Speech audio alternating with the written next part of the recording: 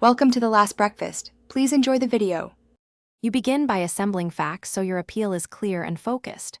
First, gather the account details, username, email, device, and the exact ban date, so support can locate your case. Once done, collect evidence, screenshots, chat logs, and timestamps that show context and counterpoints to the enforcement. Make sure to record the exact enforcement message you saw. This prevents confusion and speeds review because support reviews concrete facts rather than vague claims. You now craft the appeal message. Keep it short, chronological, and factual so reviewers can follow your account.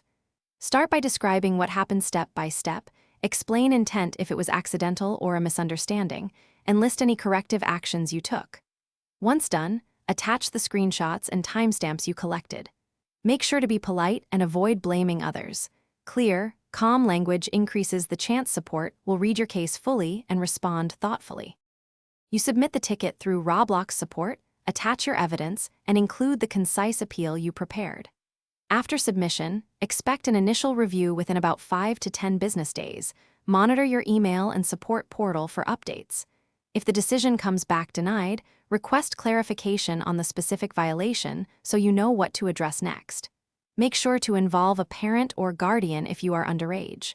Troubleshooting tip: if you lack info, politely ask.